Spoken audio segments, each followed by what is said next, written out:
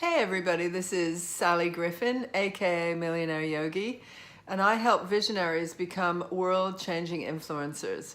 So we're breaking down in these videos different forms of influence, or a way that you may start to run with the kind of influence that you want to. And so today's topic is, a movement means always moving. And I'd like you to think about, this is the kind of influence that may have a generational aspect to it.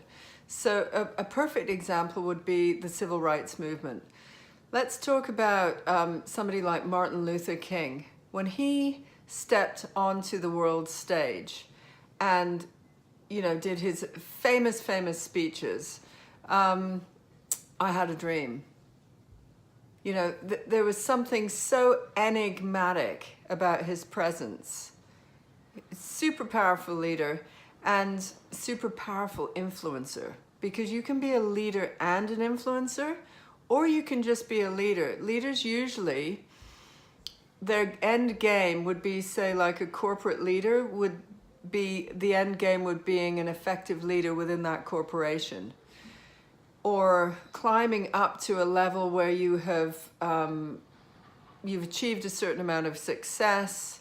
The goal is set, like it might be a financial goal, and you've achieved it, right? And then you're a leader. But an influencer, and especially one who's working with something like this topic, where a movement means always moving. So somebody like Martin Luther King had a very short life for obvious reasons. He was assassinated. His words, perhaps we could consider, have become even more powerful because he was assassinated. It's part of the deal that people who stand up for human rights and in that case for Black lives, and now look at it where it is now. Even last year there was a whole movement on Black Lives Matter. And it came out of the repeated shooting of young black men in the States. It happens in Britain also, but we don't have guns in quite as a prevalent way. So Black Lives Matter being attached to a request for deactivation of the amount of access to guns in the States, we could trace that all the way back to Martin Luther King's activism on black rights. And you'd see the flow. Now, if he was a sort of ego-led leader or influencer, then he would want to own that movement. It would be like it was his. But instead, when you're working in the way of this kind of movement, think of it like it's a current, like it's an ocean. And you can imagine, like, there's an ocean, and then there's a river, and then it goes out into all little streams and creeks, but it is saturating the earth with its message. It's not just one thing, and it's definitely not owned by one person. So if you're involved in the kind of civil rights movement, or say, issues around race and color right now, then you will be one tiny little cog in the movement, and that is exactly the way it's meant to be. What starts to happen with those kind of movements is, for the cause, for something that is much bigger than you, you have the energy by association with other people who are the little cogs along the way. And what that causes is a movement. And as we've said, movements in themselves, they can't be static. The movement, the word movement, means moving. It's always moving. And I think something was really profound for me when I realized quite early on, I've always been a student of spiritual work.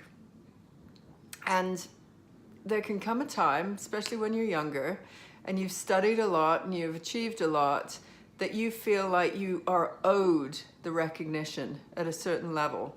And this has happened to me in different fields, but let's just stick to the spiritual path. So I was initiated in a Wiccan group, and that meant that I had to do a lot of study, a lot of work on energy movement, on ancient British folklore, on the elements, on the, you know, the way to move energy, on healing, on this, that, and the other thing. And when I was a young woman, I was really like, oh, I need the acknowledgement now. I've done all of this work. And you can relate to it in every sphere, right? Work, whatever. And then there was the other side of my training that was going on, which was all to do with yoga, and which is a deep, deep, deep passion and path for me that I've been doing for a long time, like way 30 years probably at this point. And the thing about it that's so interesting in yoga is the tenets of yoga are that you're always the student, that you can never ever really achieve the teacher level. I mean, yes, you are. I am a teacher, and I've been a yoga teacher for years, but the context is that I am a student and my students teach me. And it's a really different way of looking at it. It's not like, hey, I achieved this spiritual level and then I became a guru, which means remover of darkness. It doesn't mean anything more than that. That's literal translation of Sanskrit. Remover of darkness. But what happens is my students then become my teachers. I become the teacher to teachers. I become the student forever. And the context of it is very different. And it means that the influence that I wish to have goes way beyond my business, my life, my career, you know, my health, my relationships. It goes way beyond that, because who I am as a stand in the world and what I teach as a stand in the world, it will last for as long as I have, you know, some influence at some level with some of you. And then I'll die, inevitable, and I'll hang up my bag of bones, as they say, as Native American Indians say. I just love that idea that we leave our bag of bones behind. The soul continues on my influential journey.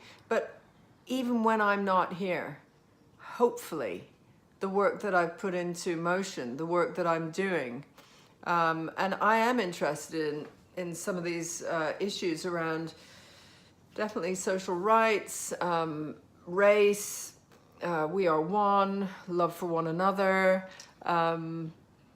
you know, the environment, all of those kind of things are part and inherently part of the work that I do.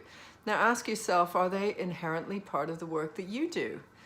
Because I know that when it came to a place where I wanted to create a visual for my brand, and when I was working on a yoga festival, it was really important to me to be inclusive.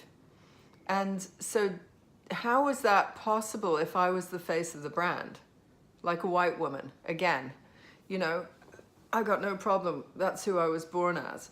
But what I'm saying is, I would not necessarily be the best person to represent the brand because I'm trying to show all inclusivity. And it was important for me to have a yoga festival in which other cultures were represented, and definitely other ages, right?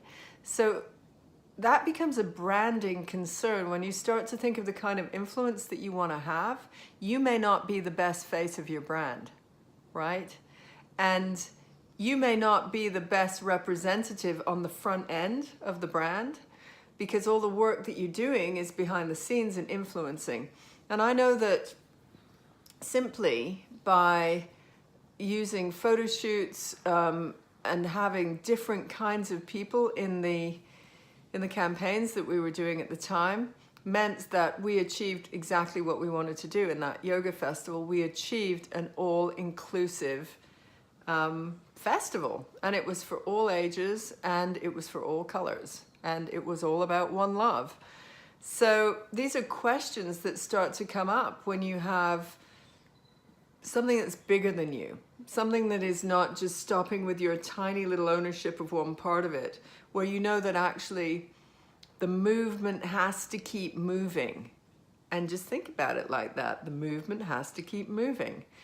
So this is just another aspect of influence I wanted to talk to you about. Do you relate to these issues? Like, having civil rights as part of it, or some kind of cause that would go way beyond your lifetime and that you could cause a little spark. And the next topic that I will be, look at my notes, coming to is a really interesting one, actually. Hang on, where is it? It's not the result, it's the evolution. And we've touched on this. They're all interwoven and blended, but this one will be interesting. It's not the result, it's the evolution and that aspect of influence. So join me for the next video. I invite you to, and I ask you the question again. Have you thought about a change that you'd like to see in the world and what kind of influencer you are? Because it starts with the idea and the passion and the heartfelt, and then you can build it into your business, and then the money flows. Promise. So if you are interested in having that conversation with me, just reply to this email. Tell me what kind of influence you're involved in or what you're trying to build into your business and life, and we can have a conversation. And if you want to find me on Facebook, one of the best places is in my private Facebook group called When Business is Pleasure. It's the only kind of business I do. Namaste. So much love.